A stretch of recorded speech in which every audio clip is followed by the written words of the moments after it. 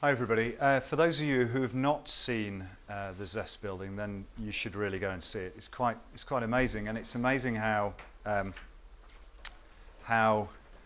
Victorians had this ideal of leisure and learning in an environment because they built it. I live in a Victorian house as well. It's not quite as much leisure and learning in our house, but they had this ideal, and Zest are keeping that spirit going and actually utilising a community site, a community hub. Still 100 years later, I don't know what year it was built. Yeah, so over 100 years later, in services that are fit for this era, but in a similar vein. It's really important. So thank you very much, Matt. Thanks for having us here. In your brochures, in your things, there's a progress report, and there's also a discount offer for IEP membership.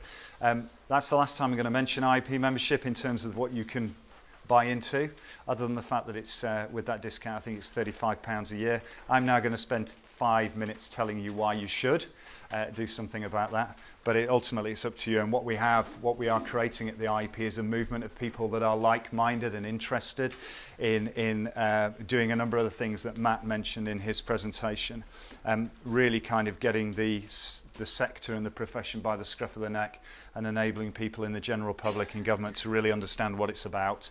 I'm not invited to many dinner parties these days because I bore people to bits about what we do. But I used to, when I was invited a lot, get asked what I did. You know, all my friends have professions that are quite easy to describe, you know, doctors and lawyers or contract directors or whatever. And I used to say, well, I work in employability. I help people find work. And they went, what, like in recruitment? I went, not quite. Because I'm not taking anything away from anyone that works as a recruitment consultant, but there's considerably more challenges with some of the people that we have to help and support. So in the end, I got so sick of this that I used to, when somebody would ask, I'd say, I save people's lives. And it's not true in any way, shape or form, but it did get their attention. They were then quite interested in me describing what it was that I did and what I did and what I do now. And I've spent 25 years in this sector, and I wouldn't ever want to work anywhere else doing anything else because it's so wide-ranging. It covers so many different bases, and there isn't a single person I come across that does this for any other factor that they want to improve people's lives, enable people to become more independent, to support them in their journey, make informed choices, and enable them to do those things. Okay, so I am the Exec Chairman of the IEP. I have been for a couple of years, and we are in about year 3 of the commercialisation, if that's a word, of the IEP. We started off 6 years ago as a grant-funded entity through UKCES. Thank you very much, UKCES. You got us off the board.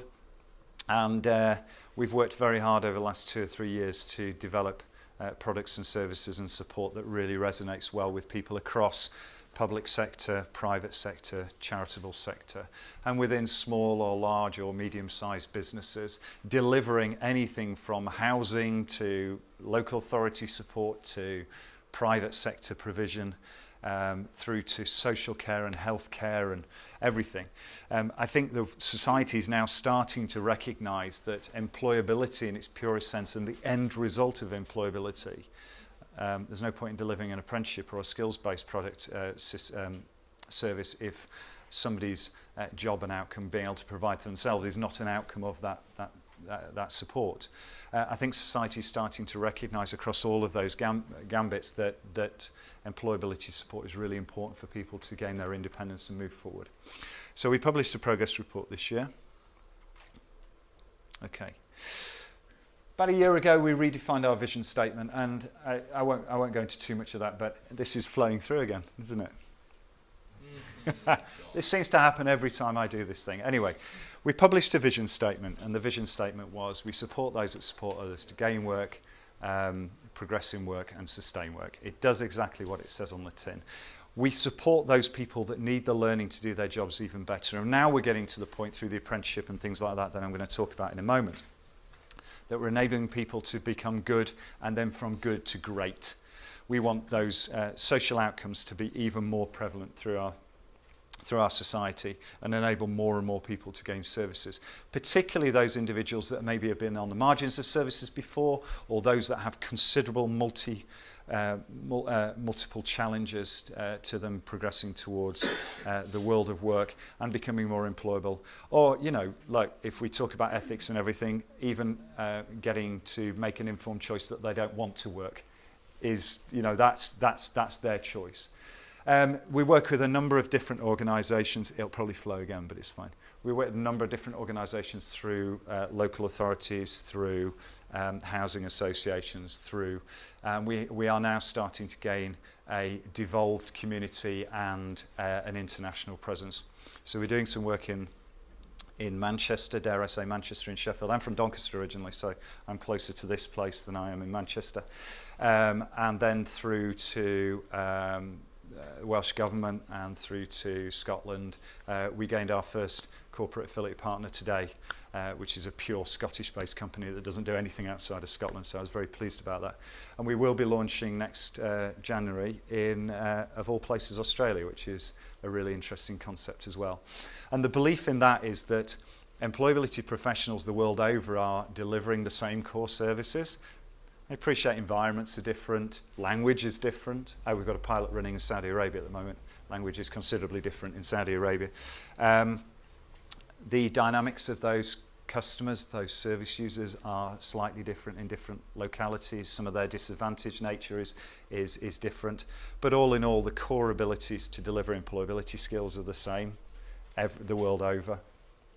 Here, this describes a number of the organisations that are corporate partners of ours, the ones that help us do the work that we do, and you'll see Opportunity Sheffield are here, Seetec are on here, the growth company, I know there's some growth company colleagues in the room, and also clearly Zest are on there as well. So it's really important that we work with a myriad of different organisations to help support people in the best way possible. Last year, as I said, we were just over 2 years into our commercialisation, I don't think that's a word, but anyway, of a project that started in a grant funding base. So we had to almost start from scratch again with our commercial relationships and with our membership numbers. As you can see there, we've got a combined membership of 6,500, nearly 7,000 people. Okay, so they're people that are receiving services from the IEP. And we fundamentally believe the larger that grows, the more there is a movement. Governments are now starting to take notice of frontline professionals and their managers and what their opinion is of services. No disrespect to any corporate body in here, but a corporate body will tell it how they think it should be said. Individuals on the front line will advise exactly how it is. That's really important. So we're growing our reach, and there are organisations and governments that are really interested in actually, you know, what it is genuinely like on the ground. Okay. We have more corporate partners every single year, and our reach is currently, it says 7,700 there. We send out a newsletter every single week, even Christmas week, to our members, and that's nearly 10,000 people receiving that information.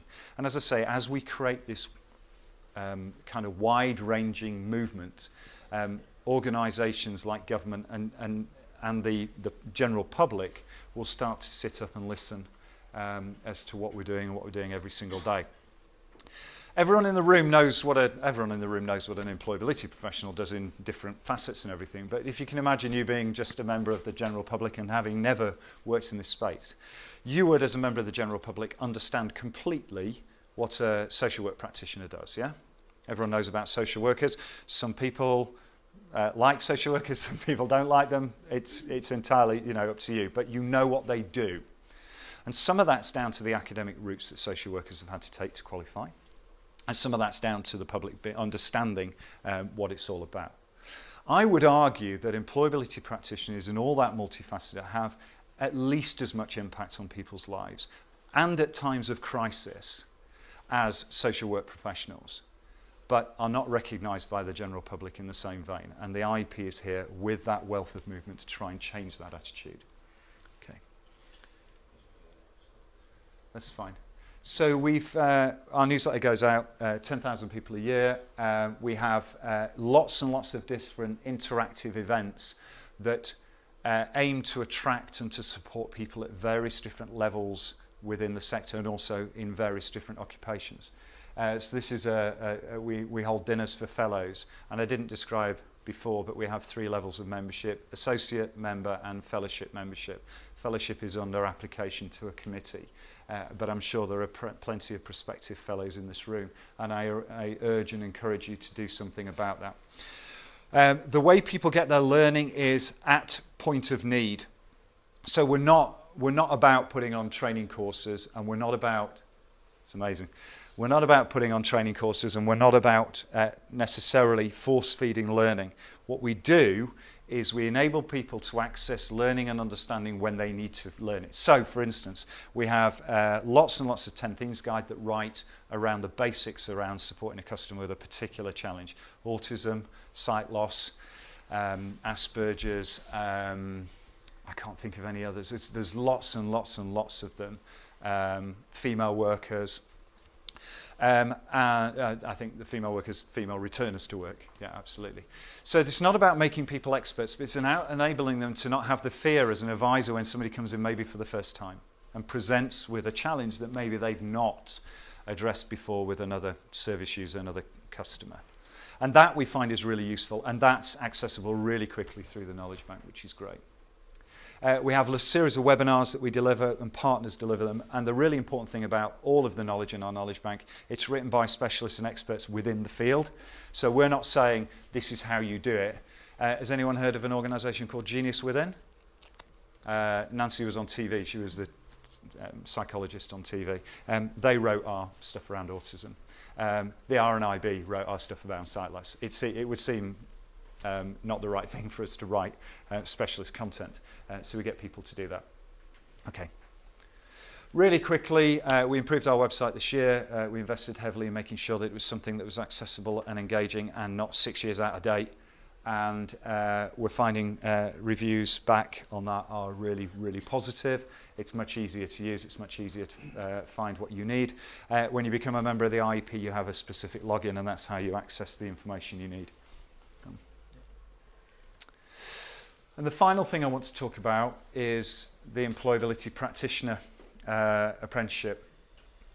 So, we've spent the last 16 months developing what we think is learning for now and learning for the future. I know we haven't got a crystal ball and we can't say what is going to happen in 3 to 5 years' time, but we hope what we've built with over 100 employers within the sector is fit for purpose. There's a number of things that are really, really powerful about this. One is it has everything that an employability practitioner at level 4 would need, and yes, it's level 4, so it's considerable and it's challenging and it's not easy to achieve, would need to do their jobs effectively and to emulate further on in their careers. We've formed career pathways around it. The Career Development Institute and Careers England have approved it so that as routes towards their level 6 practitioner qualification. Commissioners are starting to get really interested in workforce development principles and practices in awarding contracting. Really interested. Governments are talking about how people engage with CPD and how effective that is to make sure that they're always learning. These are things that wouldn't have been heard of 5 years ago within our sector because we're so very good as a sector at delivering induction and process training. We're great at the contract specifics, and in my opinion and in my experience, we are less great at delivering those things that enable people to move from good to great in practice. Okay, so this will be part of the solution, the Employability Practitioner Trailblazer Apprenticeship. We are expecting it to go live in January. It is levy funded for those organisations that pay the levy. We're not quite sure at what value yet, because before it's signed off completely with the assessment plan, they give you an indicative number, and the computer spits out £3,000 for everybody at the moment. It will not be funded to £3,000. It's a up to 24-month apprenticeship. People can do it sooner. There is a fail, pass and distinction. It is a level 4, and what we are seeing at the moment is those level 4s are somewhere between £6,000–7,000 to deliver. It's eminently deliverable for that money. And it's really important that people get engaged. The sector has built it for the sector, and it will be a very, very positive introduction to the sector. This is some of the motley crew that have helped build that. And just here, Seetec representative, URSA, Salvation Army, AELP, do people know AELP? Ingeus, Stuart's here somewhere, and a number of other third sector organisations, charitable sector organisations, and partners that have helped build that. We're really excited about what that's going to bring. I think we're nearly there now. So what's next? I've mentioned, and the next slide please, I mentioned Australia. We are concluding our pilot in Saudi Arabia. Like everywhere else, there's a massive need for employability provision there, particularly around youth approach. We are continuing to build our strategic partnerships, and I hope a number of people engaged today. And we want, in essence, more members to come on board and tell it how it is, enable governments and the general public to really understand what we do. So thank you very much.